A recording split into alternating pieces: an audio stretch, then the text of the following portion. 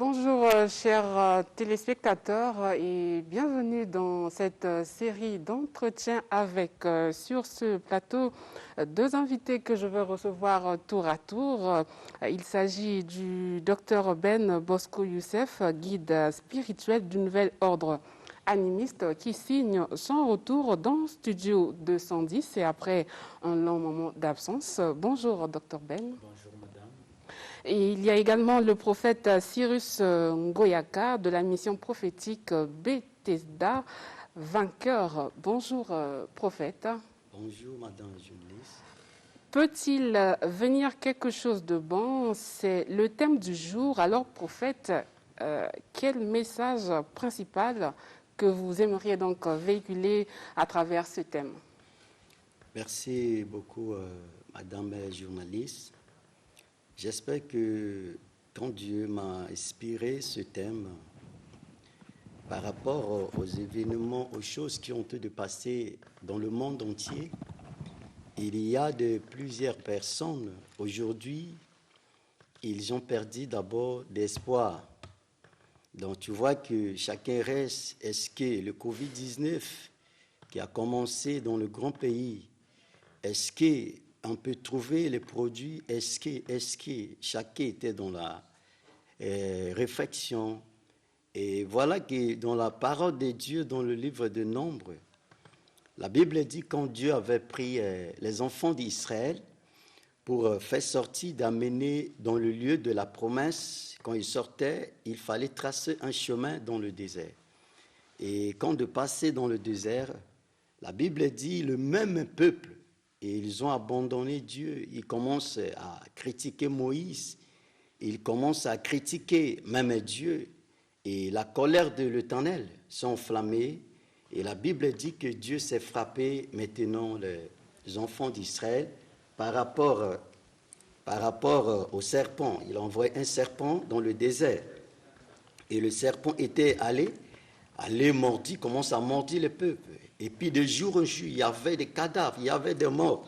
Mais la Bible nous a dit, bien-aimés dans le Seigneur, que voilà que Moïse, il est resté comme ça, étant qu'un prophète, étant qu'un serviteur de Dieu, et il attendait d'abord que le Seigneur peut le parler. La Bible dit que le peuple ont de crier parce qu'il y avait trop de la mort, que le serpent est en train de mordre les gens. Et Moïse consultait Dieu, Dieu l'avait dit, fais élever un serpent. Et tu places en haut, c'est lui qui regardera, et même si le serpent l'a mordi, il sera sauvé. Et qu'est-ce que j'aimerais dire dans ce parti? Le serpent, c'est la Covid qui ont de passer dans le monde entier, qui ont de finir les gens, qui ont de tuer les gens. Mais ce qui est très important en nous, étant que le peuple, les créatures de Dieu, nous devons revenir envers Dieu. Nous devons reconnaître qu'il y a un seul Dieu qui est dans le ciel et sur la terre. Et celui seul Dieu qui est le Tout-Puissant, si nous confions en lui, j'espère que si nous regardons vers la croix, parce qu'il y a un grand prix que Dieu a permis que son Fils unique, Jésus, a payé pour nous. Et ce prix que Jésus a payé, c'est pour nous sauver. C'est pourquoi le peuple courit envers le prophète Moïse. Et en courant vers le prophète Moïse, la Bible nous a dit qu'il commence à implorer, il commence à crier, il commence à demander même à Moïse. Il dit, Moïse, voilà que trop de la mort, mais qu'est-ce que nous pouvons faire? Moïse dit avec regardons vers le ciel. C'est le temps que le monde entier, même dans notre nation, nous devons tourner notre regard envers Dieu. Ce n'est pas un prophète, ce n'est pas un docteur, ce n'est pas un pasteur ou un évangéliste qui peut arrêter ces vents, mais la personne qui peut arrêter ces vents, ce n'est que Jésus-Christ de Nazareth. Si nous plaçons notre confiance dans le nom de Jésus-Christ, quel que soit dans nos santé, ce n'est pas seulement Covid-19, il y a d'autres personnes, ils ont d'autres cas, des malades, des problèmes. C'est comme une maladie de Covid-19, mais seul Jésus, qui la Bible dit, le nom de Jésus est au-dessus de tout le nom. Il a la capacité de guérir, il a la capacité de sauver. C'est pourquoi nous devons faire confiance toujours avec le nom de Jésus.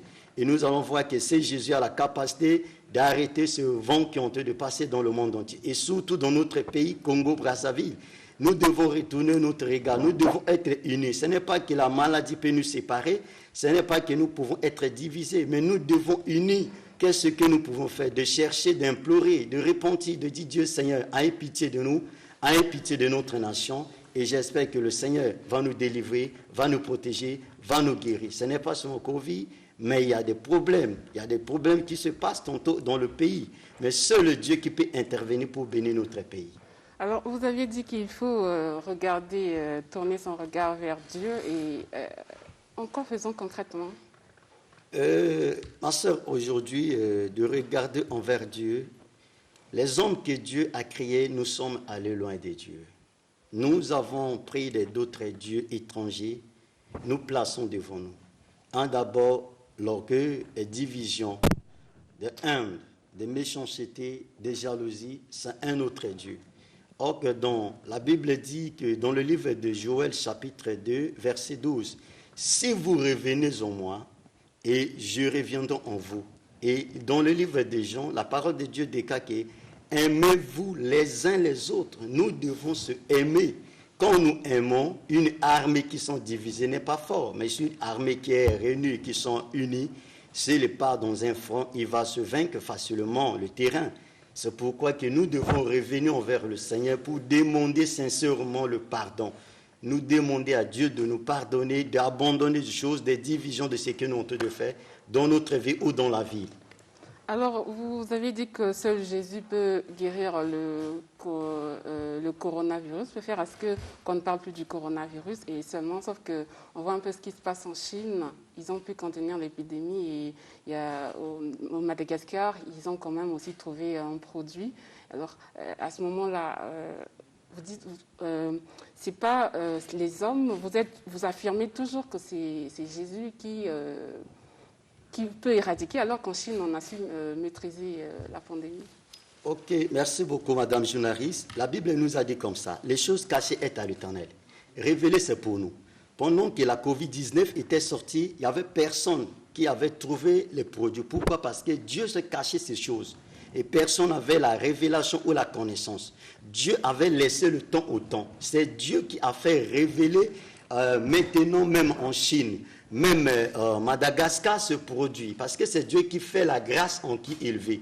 Il va révéler maintenant parce que trop de cris, trop de décès, il fallait qu'il sauve les gens. Ce n'est que c'est Dieu qui s'appelle Jésus qui a révélé ces choses. Pour sauver le monde, pour sauver la nation, il fallait d'abord que ces choses puissent être révélées par la médecine. Parce que c'est Dieu qui donne la capacité, le véritable médecin, par excellence, ce n'est que Jésus. Alors, merci bien, prophète Cyrus Ngoyaka, en contact certainement. Mon contact, c'est 05 535 94 10 06 694 08 04. Merci, prophète Cyrus Ngoyaka. Nous allons poursuivre cette série d'entretiens avec le docteur Ben Bosco Youssef, comme je l'ai dit, qui signe son retour dans Studio 210 et après un long moment d'absence. Certainement, le docteur Ben Bosco Youssef était en train de réfléchir ou encore d'élaborer les 5 approches animiste, de 5 approches de solutions animistes du Covid-19 qu'il va nous parler, donc, dont il nous parle ce matin. N'est-ce pas, docteur Ben? Oui, madame. Je vous renouvelle encore une fois mes salutations. Bonjour. Effectivement, le docteur Bosco Youssef, c'est devant un animiste convaincu et il a observé la situation. Il ne pouvait pas laisser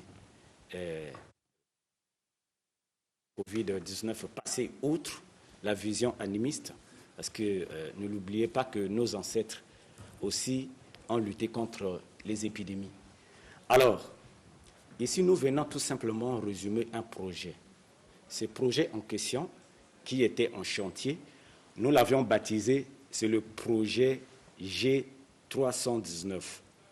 Portant Covid-19 relative à l'éradication totale de sa progression. Ça signifie quoi? Le G319.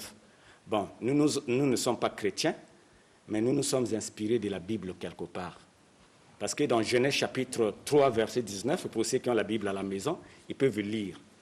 Là-bas, il est dit ceci, l'homme a été soutiré de la poussière de la terre et il retournera dans la poussière de la terre là où il a été soutiré.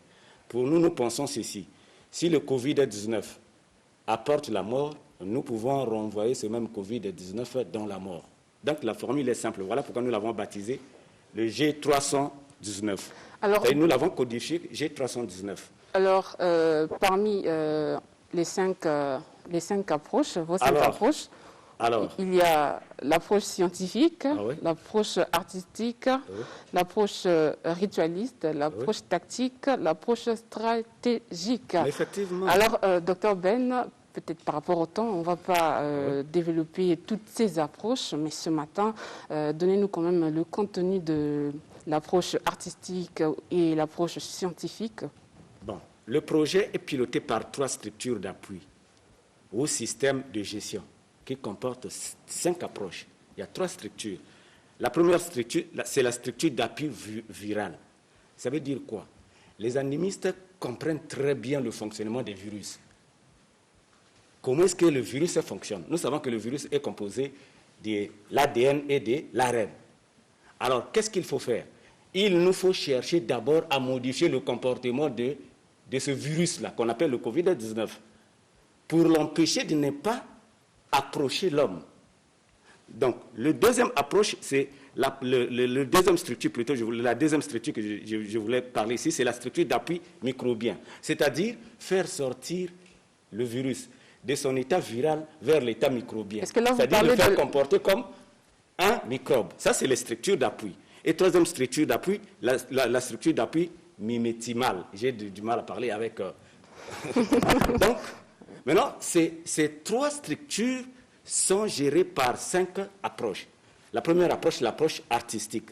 C'est-à-dire, nous devrions créer un schéma qui représente le virus. Par exemple, tel qu'ici. Et ça, c'est le virus que vous avez représenté. Le schéma en question. Donc, nous traduisons d'abord le virus sous la forme d'un schéma qui est ici, ou d'un dessin. Et ce dessin sera placé dans chaque centre où les malades seront traités. Et c'est vrai que... C'est pour quelle fin?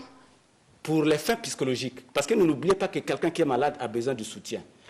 Vous allez voir, par exemple, là où nous avons représenté en tant qu'animistes, sur notre schéma, et le schéma, je dis, nous avons par exemple les chaînes ici, là où nous avons enchaîné le Covid-19. Parce que le malade a besoin d'abord de soutien psychologique. Donc, ça va aider le malade. Artistique, nous commençons d'abord par proposer ceci, que ces schémas soient placés dans chaque salle où les malades seront accueillis, pour susciter l'espoir dans leur esprit, selon lequel nous sommes capables de vaincre déjà notre ennemi commun. Deuxième approche. Scientifique. L'approche est scientifique. Qu'est-ce que ça veut dire? Je prends un exemple. Nous sommes capables de créer un produit de ce genre. Un produit de ce genre. Ce produit a quel effet? Ce produit a effet, enfin, on va dire ici, préventif. Il fonctionne comment? Il va fonctionner comment? Parce que c'est un projet. Il va fonctionner comment? Il aura pour effet de placer les molécules qui vont intimider le virus dans les narines. C'est-à-dire que le virus ne va pas approcher facilement. On n'aura même plus besoin de porter les masques, par exemple.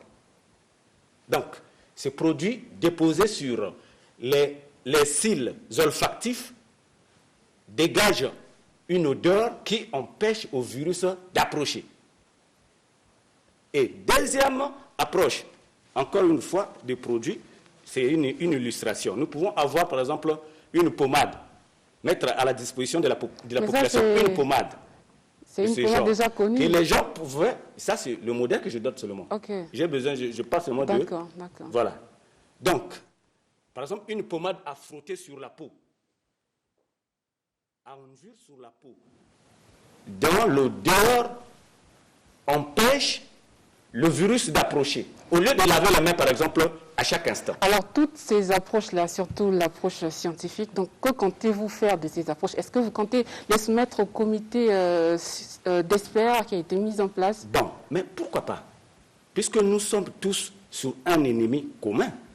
Nous sommes tous sur un ennemi commun. Le docteur Ben traduit ce que nos ancêtres, ce que nos parents faisaient lorsqu'il y avait les épidémies.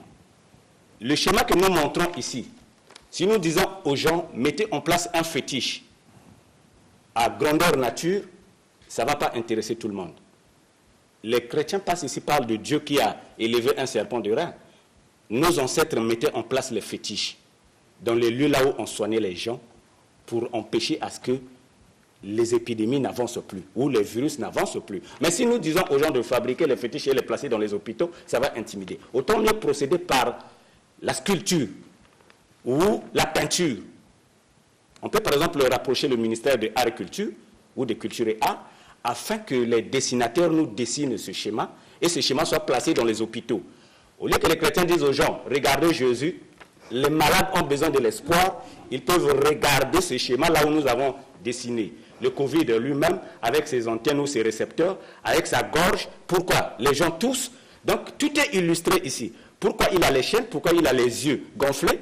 Parce que nous supposons que nous l'avons maîtrisé. Vous voyez? Et placé dans les hôpitaux, ça peut guérir. Nous pouvons appeler ça l'iconothérapie, c'est-à-dire guérir par l'icône. Mais si on dit guérir par les fétiches ou les statuettes, ça va frustrer tout le monde. Parce que le but ici est d'apporter les solutions ou de l'eau au moulin. Alors, Dr Ben, hier même on suivait à la télé que le Congo a opté aussi pour le Covid organique, un produit du laboratoire malgache. C'est aussi la dernière question. Ne pensez-vous pas que vous avez réagi un peu trop tard par rapport à... Vous savez, en matière d'épidémiologie ou de pandémie, on n'est jamais trop tard. Nous avons constaté qu'au Congo, les cas augmentent. Les cas augmentent. Donc, il n'est pas encore, il n'est pas encore trop tard. Parce qu'il y a les malades qui souffrent. Nous compatissons avec ceux qui souffrent. Il n'est pas trop tard. Et il n'est pas aussi impossible d'avoir 2 ou 3 produits chez soi, même la toux. Nous la soignons parfois avec 2, 3, 4 produits. Donc, il n'est pas trop tard. Nous optons pour ce produit, mais les propositions développées par les chercheurs congolais aussi, ou les savants congolais, mais pourquoi les mettre à l'écart? Mais pourquoi demain aussi, il ne peut pas demander chez nous, par exemple? Merci bien, docteur Ben Bosco Youssef, en contact. Bon, pour tout ce qui est en les situations, parce que notre objectif, c'est d'approcher d'abord les malades. On fait le diagnostic. C'est vrai que l'OMS nous a délivré un diagnostic qui est connu de tout le monde. Mais n'oubliez pas que nous sommes les animistes. Quand vous regardez un malade, vous pouvez avoir l'inspiration. Et le produit que vous donnez, s'il a confiance en vous, automatiquement, il peut trouver la guérison. Nous voulons que cette épidémie s'arrête au Congo. Parce que les gens souffrent. Donc, pour tout contact, pour ceux qui ont des difficultés, pour tout contact, c'est vrai qu'il y a le confinement, mais ceux qui veulent développer, parce que j'ai beaucoup d'approches ici, ceux qui veulent le développer, ils peuvent nous contacter au 06 603 90 09. Je reprends 06 603 90 09.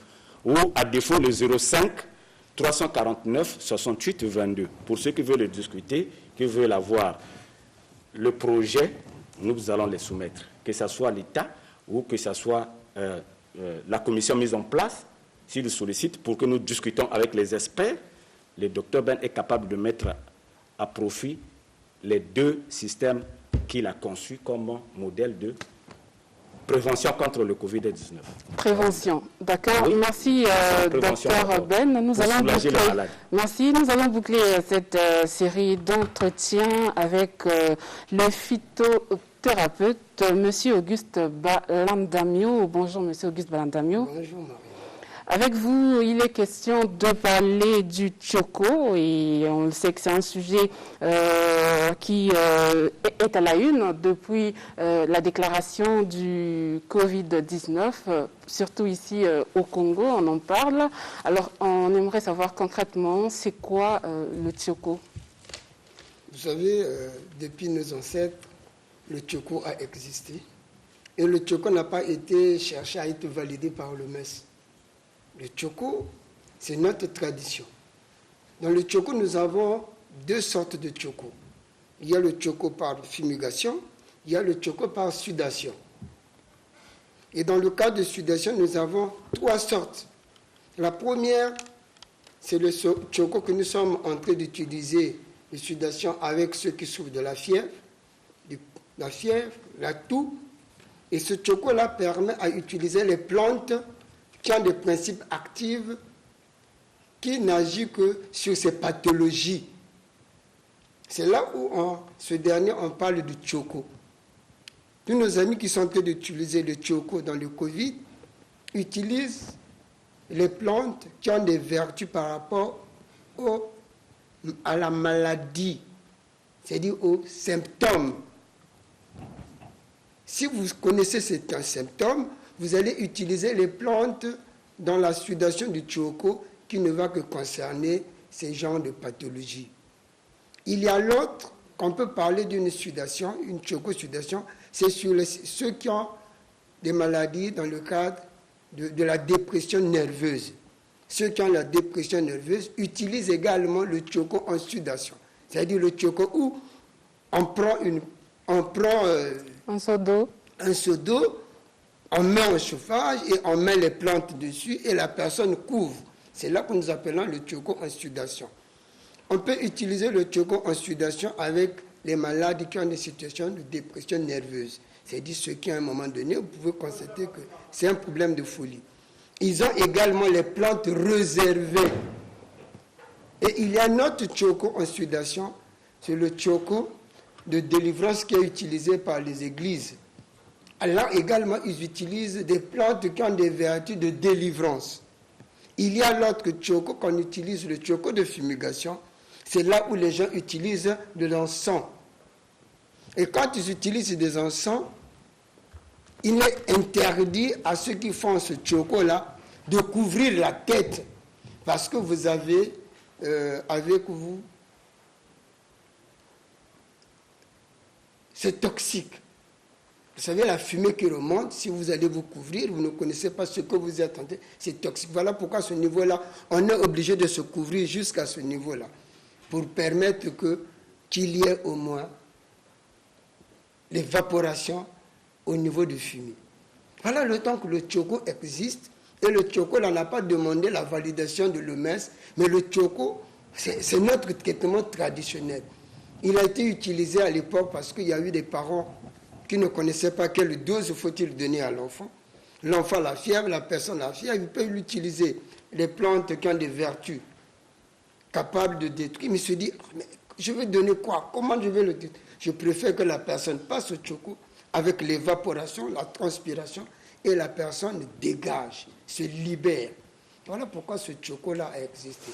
Mais le choco-là nous a aidé, aide à détruire les difficultés respiratoires, permet à dégager la fièvre et permet à la personne qui tousse de se libérer. Mais c'est vrai, ne pas dire que le chocolat détruit le virus. Non. Même au niveau des antibiotiques, le virus ne peut pas être détruit par les antibiotiques. Alors, vous avez dit que ça ne détruit pas le virus, mais est-ce qu'on peut l'utiliser à titre préventif ou curatif? Parce qu'avec le Covid-19, on en a vu, il y a des gens qui ont fait recours au choco et pour se prévenir justement du coronavirus. Vous savez, le choco, ce n'est pas seulement le coronavirus. Le choco a existé. Oui, il y a des parents qui ont porté ça à titre préventif. Même dès qu'ils se sont un peu toussés, là, quand ils ne sont pas dans des conditions qui ne sont pas favorables, ils se sont des articulations. On peut l'utiliser aussi pour se prévenir contre le coronavirus. Oui, mais on peut l'utiliser, j'ai dit, on peut l'utiliser au moment où vous avez des symptômes. On nous dit les symptômes les plus courants, vous avez la toux, vous avez la fièvre. Donc, dès que vous sentez que vous êtes déjà dans ces conditions, vous pouvez déjà faire ce choco pour éviter d'aller dans la gravité de cette maladie. Est-ce qu'on peut utiliser aussi le VIX pour...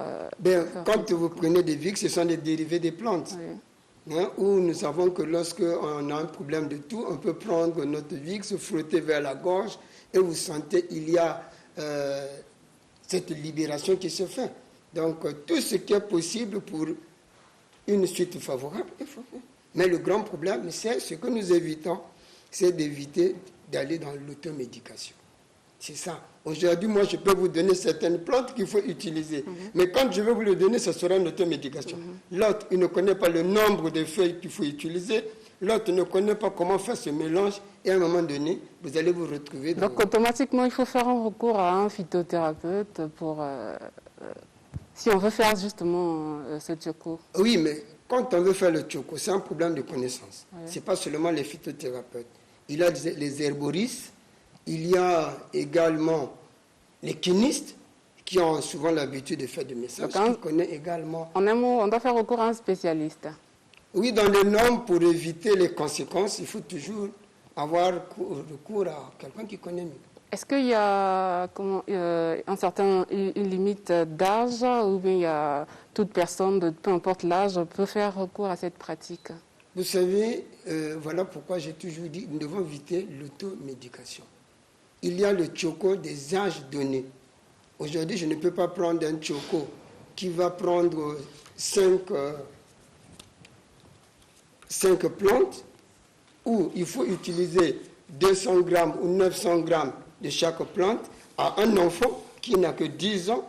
Vous ne pouvez pas prendre les 900 grammes.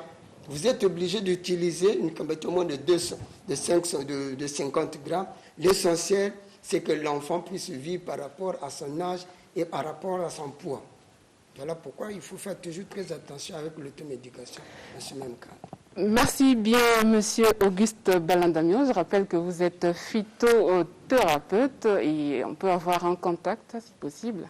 Oui, Madame Marina, je profite également pour informer mes amis de Pointe-Noire, ceux qui ont des enfants dans le cadre de la drépanocytose, que ce dernier, ils peuvent prendre le numéro, le contact, le 06 913 01 55.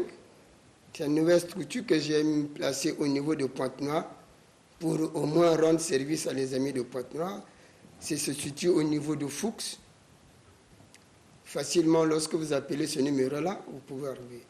Et pour me rejoindre, c'est toujours à l'arrêt pharmacie de Mokondo, Santé Naturelle Bavéry.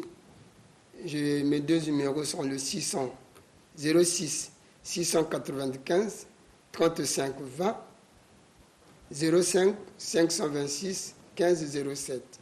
Je crois, même pour ceux qui veulent chercher, me retrouver dans des sociaux, ils peuvent utiliser le 526 15 07. Je suis disponible.